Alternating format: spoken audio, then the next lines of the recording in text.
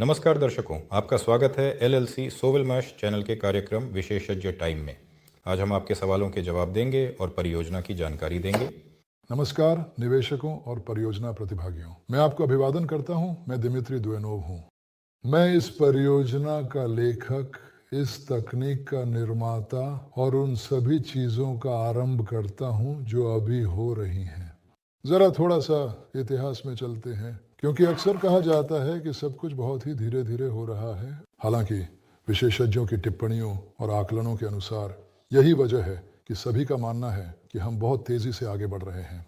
परियोजना की शुरुआत 1975 में संयुक्त वाइंडिंग्स की समस्या के समाधान से हुई थी, जिसमें उनके निर्माण के सिद्धांत को परिभाषित किया गया और पहले मोटरों का निर्माण किया गया, और तभी इस परियोजना की नींव रखी गई थी। इसके बाद सैकड़ों हजारों आधुनिकीकृत मोटरें पोल्ट्री फार्मों, विभिन्न क्षेत्रों के उद्यमों, बॉयलर हाउसों और कारखानों सहित हर जगह इस्तेमाल की गई। और ब्रयांकोव्स्की फिल्टरिंग उपकरण कारखाने के परिसर में एक वर्कशॉप भी संचालित होती थी, जिसके पर्यवेक्षी परिषद का अध्यक्ष मैं था, और मैं स्वाभाविक रूप से शेयरों और बाकी सभी मामलों का प्रबंधन करता था। वहीं पर पहले औद्योगिक मोटरों के उत्पादन की शुरुआत पर भी विचार किया गया था। मैं सभी उतार चढ़ावों के बारे में विस्तार से नहीं बताऊंगा, लेकिन इसमें सब कुछ था। उन्नति, गिरावट, विरोध, ये एक लंबी कहानी है, लेकिन हम एलएलसी सोवेलमाश की कहानी तक पहुंच गए। हेटर्स की ओर से बहुत सारी बातें कही गईं, यह नहीं होगा, यह सफल नहीं होगा, वे नहीं कर पाएंगे, लेकिन हमने कर दिखाया, और अब हम निर्माण कार्य की समाप्ति का प्रमाण पत्र प्राप्त करने के चरण में हैं। इसे प्राप्त करने के लिए हमें स्वीकृत वास्तुकला और नगर नियोजन समाधान प्राप्त करना होगा।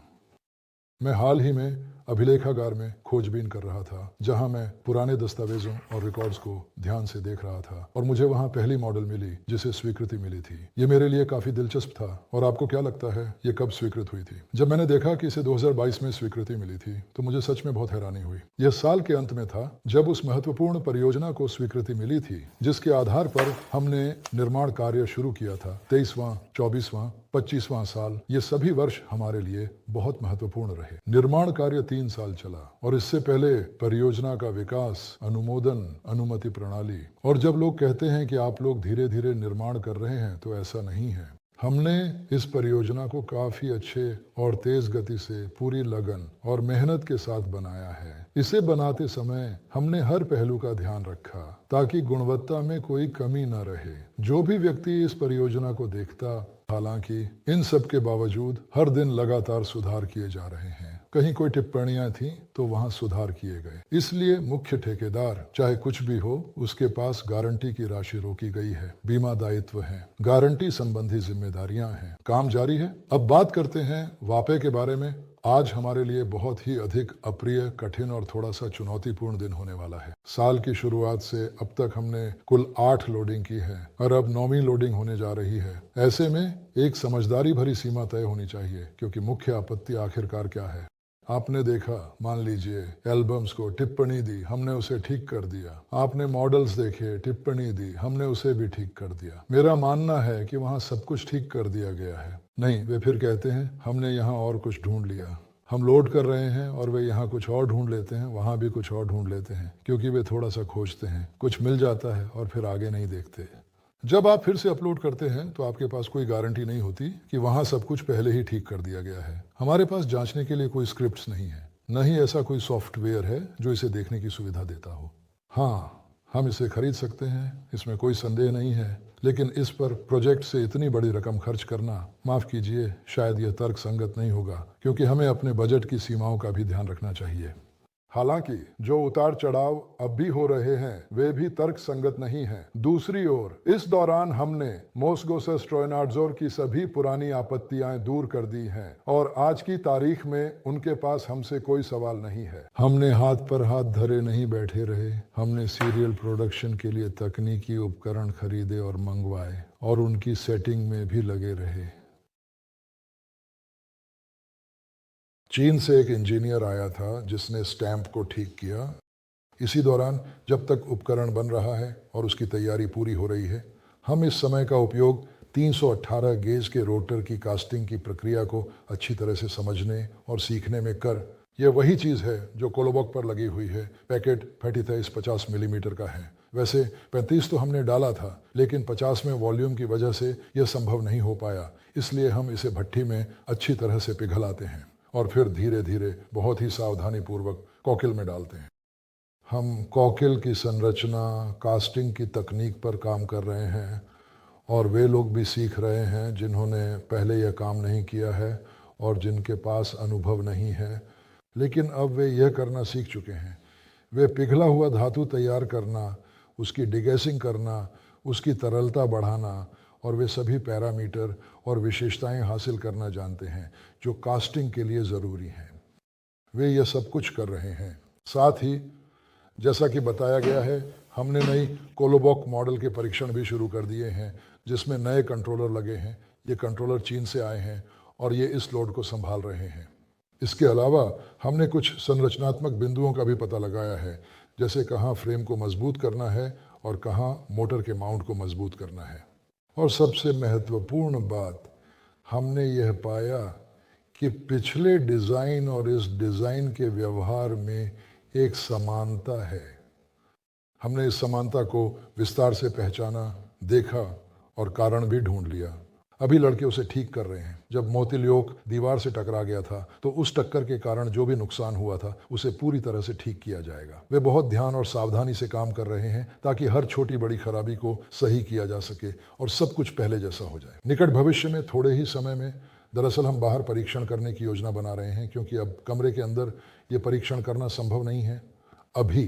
तो हमने समय बर्बाद नहीं किया और न ही करने का इरादा है। असल में इससे कोई खास फर्क नहीं पड़ता कि वापे के साथ प्रक्रियाएं कैसे चल रही हैं। हालांकि हम चाहते हैं कि वे जल्द से जल्द पूरी हों। हम समय बर्बाद नहीं कर रहे हैं और उन्हीं कामकाजी चीज़ों में लगातार लगे हुए हैं जिनमें हम वापे मिलने के बाद भी लगे रहते। हम लगातार पूरी कोशिश कर रहे हैं कि सब कुछ सुचारू रूप से और बिना किसी रुकावट के चलता रहे।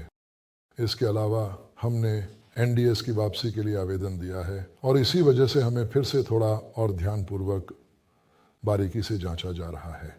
निवेशकों के लिए ये अच्छा है, क्योंकि अगर हमने कहीं कोई गलती की होती तो टैक्स विभाग तुरंत उस पर ध्यान दिला देता। सोमवार को हम यहाँ टैक्स इंस्पेक्टरों के आने की उम्मीद कर रहे हैं जो ये जांचने के लिए काम करेंगे कि दस्तावेज और तथ्य मौके पर मौजूद हैं या नहीं। वे इन सब चीज़ों का मिलान करेंगे। जितनी गहराई से हमारी जांच होती है उसी अनुपात में परियोजना पर उतना ही अधिक विश्वास बनता है। यह मानने की ज़रूरत नहीं है कि हम इस स्थिति में अकेले और असहाय छोड़ दिए गए हैं। दरअसल ऐसा नहीं है। अलाबुशेवो में ठीक उसी जगह अभी 5 परियोजनाएं हैं जिनमें हम भी शामिल हैं, जो बाजार में प्रतिस्पर्धा कर रही हैं। इन सभी मामलों पर न केवल टेक्नोपोलिस के प्रबंधन की निगरानी है, बल्कि मॉस्को सरकार भी इन पर नजर रखे हुए है। उद्यम स्थापित हो चुका है, उस पर अब लोगों का ध्यान आकर्षित हुआ है और मैं सच के खिलाफ नहीं जाऊंगा अगर कहूं कि मीडिया इस समय हमारे उद्यम में बहुत अधिक रुचि दिखा रहा है। और यह बात भी उल्लेखनीय है कि इसके लिए हमें किसी भी प्रकार का भुगतान भी नहीं करना पड़ रहा है, जो हमारे लिए एक बहुत ही सकारात्मक और उत्साहवर्धक संकेत है। वे हमें सक्रिय रूप से प्रचारित करने और हमारे बारे में सामग्री देने को भी तैयार हैं।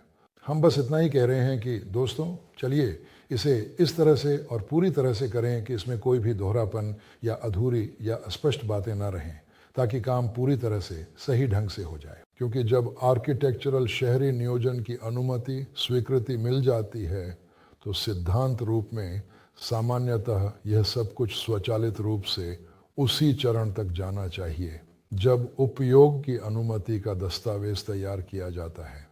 वहाँ ये एक प्रक्रियात्मक सवाल है। दस्तावेज अपलोड करने के लिए सब कुछ तैयार है।